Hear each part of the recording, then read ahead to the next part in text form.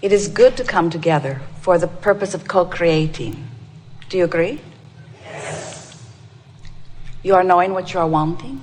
Yes. You are appreciating the expansion of your desire? Yes. Desire feels good, doesn't it? Yes. Desire that is not contradicted by doubt, that is.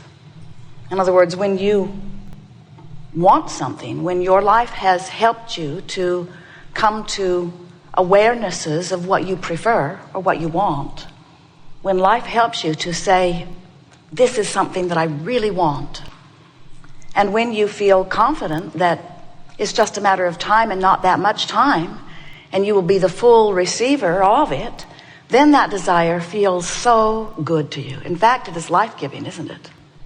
It is exactly that, life-giving.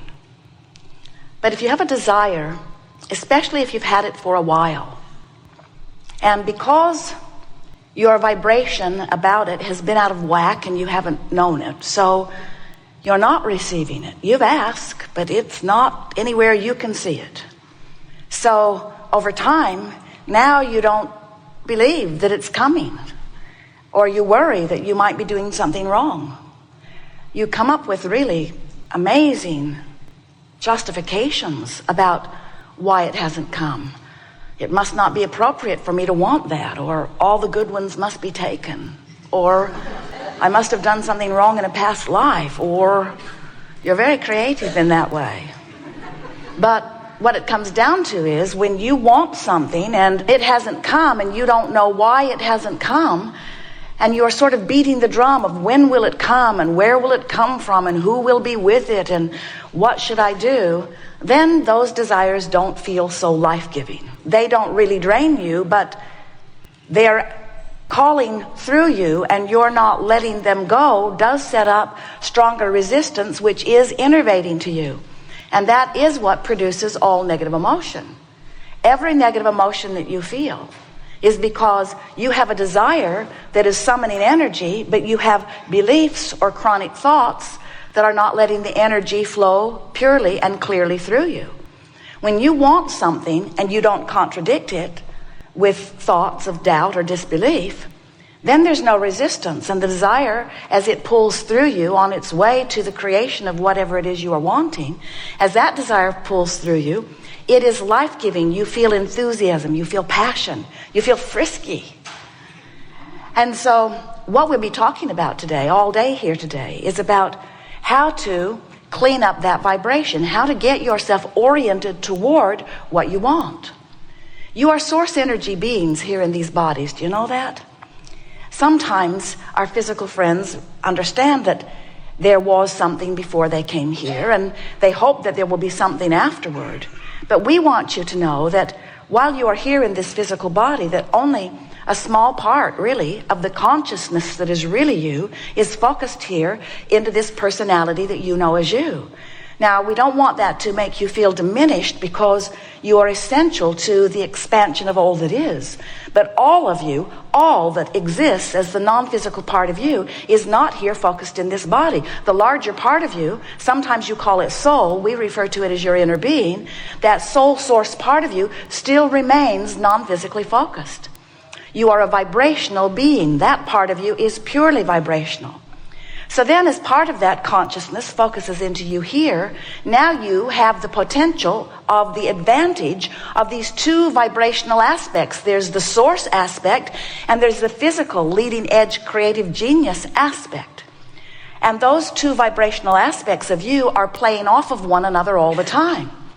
Your life, in your willingness to expose yourself to variety, caused you and all that is to expand into an improved place. And the question that this gathering wants to help you ask and help you answer is, are you taking the expansion? Are you, who exposed yourself to the contrast and who is the reason for the improved discernment, the improved request, are you out here on the leading edge now receiving the benefit of that expansion? And the answer to the question is felt by you within your emotions. If you feel frisky, the answer is yes. If you feel energized, if you feel passion, if you feel enthusiasm for life, then that means you launched a rocket and went with the rocket and became the new and improved vibrational state, which means the manifestation has to catch up with you and fast. But if you launch a rocket and you feel disappointed or you continue to feel lack, if you beat the drum of the reason that you're asking, in other words, I'm sick and I want to be well, so you launch the rocket of improved wellness, and the source part of you becomes weller, we're not kidding you, weller than you were before you were sick and asking for wellness. So now the non-physical aspect of you is weller. But if you keep beating the drum of I don't feel good, beating the drum of I need someone to offer a prayer for me so that I can move from this place I do not want of sickness to a place of wellness, then without meaning to, by your attention to the reason you ask for wellness, you hold yourself in the vibrational attitude of sickness and you don't let yourself be the well-being. So now we're going to give you the strongest statement that we could give you or that you could ever hear. Every bit of negative emotion that you or anyone ever feels is for one reason only. Life caused you to expand, but you're holding to a thought that is not letting you take the expansion. In other words, your mass consciousness could be expanding. Your neighbor, people you live with could be expanding. But unless your life experience causes you to launch your individual rocket of desire request, unless your life has caused your expansion, you will not feel negative emotion in not keeping up. And you will not feel positive emotion in keeping up. Your emotions, the good feeling ones and the not good feeling ones, are all about your request for expansion and your relationship to that expansion. So it is always true that what you think and how you feel and what you get always match. Always, always. No exception. Law of attraction is not squirrely in any way. Law of attraction gives you the exact equivalent to what you're offering vibrationally. We call that, however, post-manifestational awareness. Oh, I must have been thinking in a way that was depriving me of the well-being that I want regarding this. But there is a pre-manifestational way that you can know where you're headed, and that is by paying attention to your moods, to your attitudes. Pay attention to the way you feel about things. Sometimes you're not sure if you're having a mood or an attitude because you're observing something unwanted, or if you're having a mood or an attitude because you're in the midst of creating something unwanted. Sometimes people say, if I'm sitting on a park bench and I get afraid, does that mean there's a monster in the bushes?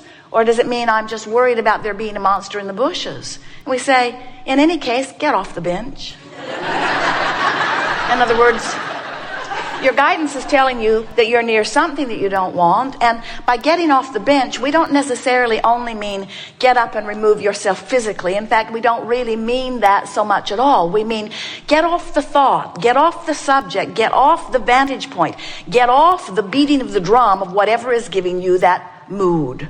As Jerry and Esther were driving up from Oregon, Esther was driving and they were in their Tahoe, the tow car, and Jerry, who was always busy, was reading. He was working on the editing of something, and he reached into Esther's purse to get something, and while at her request, and while he was doing it,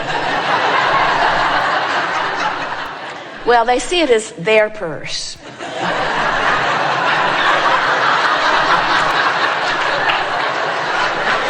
While he was doing it, he was taking things out of it, and Esther just doesn't see the point of that. Don't take everything out. Just fish around till you find what you're looking for. How long have we had this purse anyway? But Jerry was more comfortable filling his lap full of the contents of the purse, which was making Esther very uncomfortable. And so she is giving him a hard time about it, and he took it well, sort of, and then gave her a hard time back. It's hard to find anything in here. And Esther said, well, you just feel for it. If you feel for it, do you know what that feels like? Just feel for it. So they had their fun with it, and Jerry put things back in, sort of. And then several hours later, they were up in their suite, and Esther was looking for the appointment book, which has all kinds of information that is important to her in it, and it wasn't in her purse. And she said to Jerry, I think my appointment book may be still in the car, which had been checked by the valet. And Esther sort of sat there stubbornly thinking, and I'm not going and getting it. Because I'm not the reason that it's in the car. So Jerry, cheerfully seeming, took the valet ticket and went down and retrieved the book. And while he is gone, Esther is thinking, did I create that? Or did I see it coming? In other words, this has happened before. He doesn't care nearly as much as I do about what's in our purse. And we want to say, in either case, get off the bench. In other words, if Jerry had left things out of Esther's purse 100 times, and so she was pretty certain that he was going to clumsily and stupidly and uncaringly do it again. The point that we're making here is, it's Esther's responsibility. Now, this is going to sound hard to hear, but we want you to hear it. It's Esther's responsibility to develop the expectation of what she wants, regardless of the way others are behaving in her experience.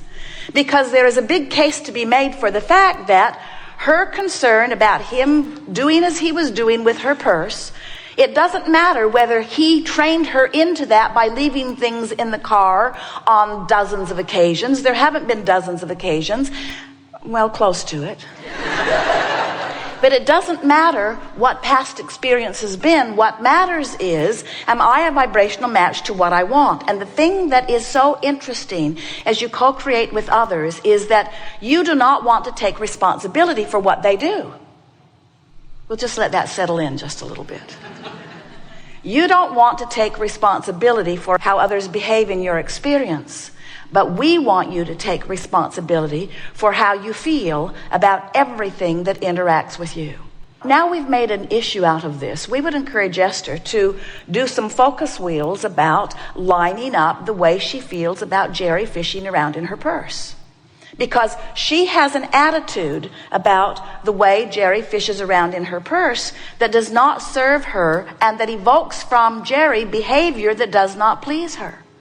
And most of you want to say, well, Jerry's a big boy.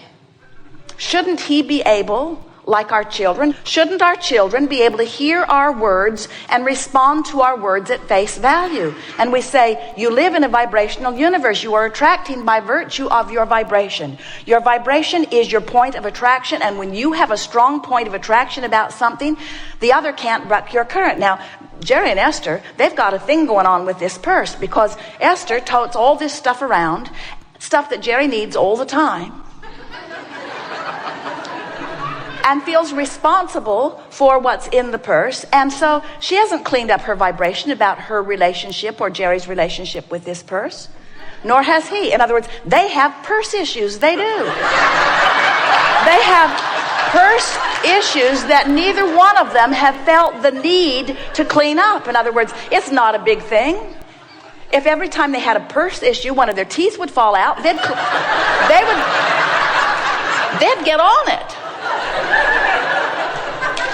And what we want to say to you is that it's not the big things in your life that are causing you to train yourself out of vibrational alignment with who you are and what you want. It's little stuff like that all day, every day. It's interacting with people who, when you observe them, you don't feel good, and then you give them the responsibility to do something different so that you can feel good, but they're not going to do something different so that you can feel good, so you feel powerless, so you hold yourself incessantly out of vibrational whack with the fullness of who you are over such insignificant things. We're not kidding you.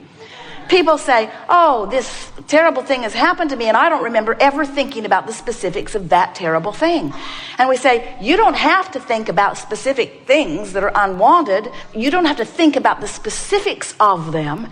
You can just hold yourself in this vibration of disallowance, the fullness of who you are. And if you do it long enough, then you deprive yourself of the well-being that is trying to make its way into your experience.